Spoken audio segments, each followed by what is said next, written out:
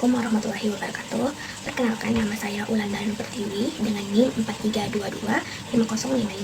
Saya berasal dari kelas 1 CTKI dan saya berasal dari jurusan Teknik Kimia, Prodi D4 Teknologi Kimia Industri. Video kali ini saya akan membahas sedikit materi mengenai impuls, momentum, dan tumbukan. Yang pertama, momentum.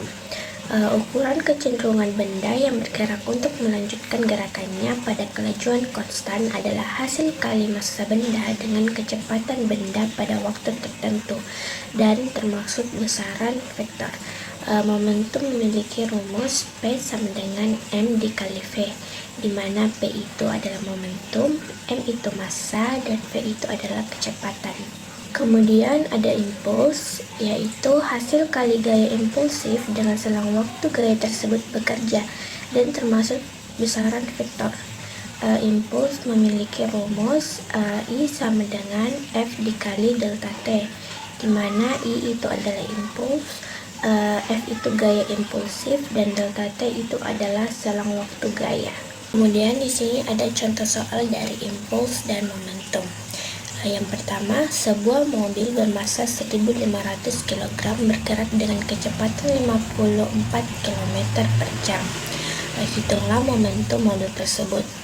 Di sini kita menggunakan rumus P sama dengan M dikali V. Diketahui massanya itu 1.500 dan kecepatannya itu 54. Jadi kita substitusikan ke dalam rumus. Jadi 1.500 dikali 15 sama dengan 22.500. Kenapa bisa 15? Karena kita mengubah kilometer per jam menjadi meter per detik atau meter per second. Nah, jadi momentum mobil tersebut adalah 22.500 kg meter per second. Kemudian yang kedua, contoh soalnya, sebuah benda dikenai gaya sebesar 40 N selama 2,5 detik. Tentukan besar impuls yang dialami benda tersebut. Nah, di sini kita gunakan rumus I sama dengan F dikali T, di mana F-nya itu 40 dan T-nya itu adalah 2,5. Jadi 40 dikali 2,5 adalah 100. Jadi besar impuls yang dialami benda adalah 100 ns atau kilogram meter per second. Selanjutnya ada resultan momentum. Resultan momentum adalah jumlah total momentum dari beberapa benda dalam sistem. Resultan momentum dapat dihitung dengan menjumlahkan vektor momentum masing-masing benda. Di sini ada dua momentum. Yang pertama, momentum membentuk sudut siku-siku yang memiliki rumus P sama dengan akar PX kuadrat ditambah PY kuadrat. Kemudian yang kedua, momentum tidak membentuk sudut siku-siku, di mana rumusnya P sama dengan akar P1 kuadrat ditambah P2 kuadrat ditambah 2 dikali P1 dikali P2 dikali cos theta. Kemudian ada contoh soal momentum membentuk sudut siku-siku. Dua benda memiliki momentum sebagai berikut. Benda A bermassa 3 kg dan bergerak dengan kecepatan 4 meter per second ke arah sumbu Y positif. Kemudian benda B bermassa 5 kg dan bergerak dengan kecepatan 2 meter per second ke arah sumbu X positif. Tentukan besar dan arah resultan momentum kedua benda tersebut. Nah, yang pertama kita harus menghitung kedua momentum dari benda tersebut menggunakan rumus M dikali V. Untuk momentum benda A, yaitu 3 dikali 4 sama dengan 12 kg meter per second. Untuk benda B, 5 dikali 2 sama dengan 10 kg meter per second. Sudah didapatkan momentum dari benda A yaitu 12 dan momentum dari benda B yaitu 10. Kemudian kita menghitung P resultan menggunakan rumus P akar PX kuadrat ditambah PY kuadrat. Nah, kita substitusikan nilai yang didapat ke dalam rumus. Jadi P resultan sama dengan akar 12 kuadrat ditambah 10 kuadrat. 12 kuadrat itu 144 dan 10 kuadrat itu adalah 100. maka P resultan sama dengan akar 144 ditambah 100, hasilnya akar 244. Akar dari 244 adalah 15,6, sehingga P resultannya adalah 15,6 kg meter per second. Setelah itu, arah resultan momentum terhadap sumbu X plus. Di sini kita menggunakan rumus theta sama dengan tan pangkat 1 dikali PA per PB. Nah, nilai yang sudah kita dapatkan tadi kita substitusikan ke dalam rumus. Jadi, tan pangkat 1 dikali 12 per 10 sama dengan tan pangkat 1 dikali 1,2. Hasilnya yaitu 50,2. Nah, jadi resultan momentumnya itu 15,6 kg meter per second dan arah resultannya itu 50,2 derajat terhadap sumbu X plus. Selanjutnya ada impuls pada gaya yang berubah-ubah. Nah, impuls pada gaya yang berubah-ubah ini dapat dirumuskan sebagai berikut, yaitu I sama dengan integral F dikali T dikali delta T. Selain itu ada juga impuls pada grafik hubungan Ft adalah I sama dengan L raster di atas T dikurang L raster di bawah T.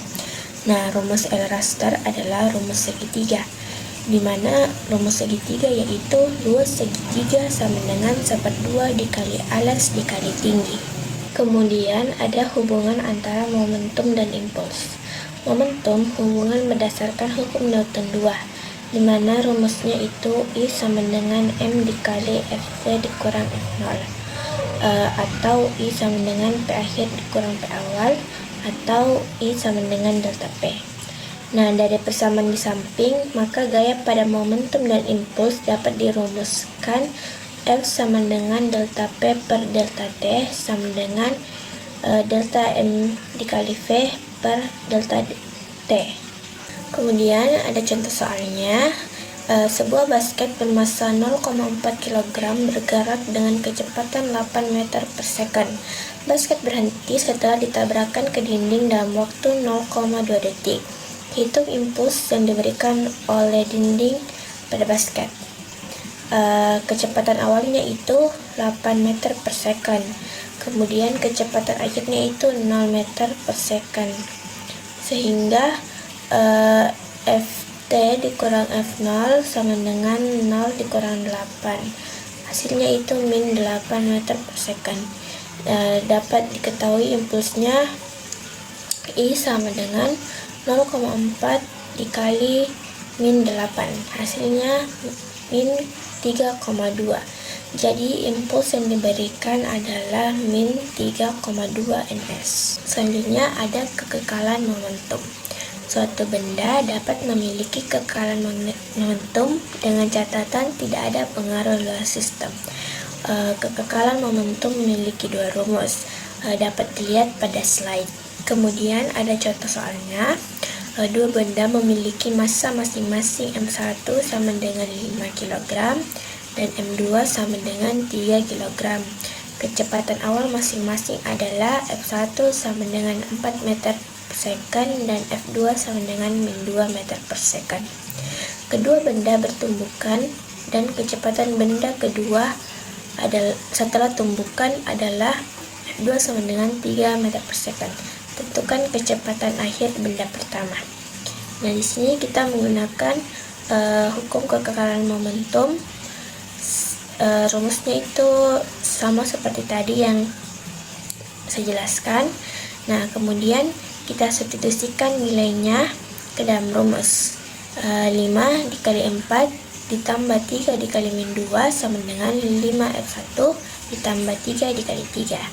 Nah, 20 ditambah min 6 sama dengan 5F1 ditambah 9. Kemudian 20 ditambah min 6 itu 14. Jadi 14 dikurang 9 sama dengan 5F1. Nah, 5 sama dengan 5F1. Kemudian kita isolasi F1-nya. Jadi 5 per 5. Sehingga didapat F1-nya itu sama dengan 1 meter per second. Nah, selanjutnya ada tumbukan pada berbagai lentingan. Tumbukan adalah proses pertemuan dua benda bermassa yang memiliki momentum. Tumbukan ini diukur pula dengan kemampuan lentingannya yang dinyatakan dalam koefisien restitusi atau E.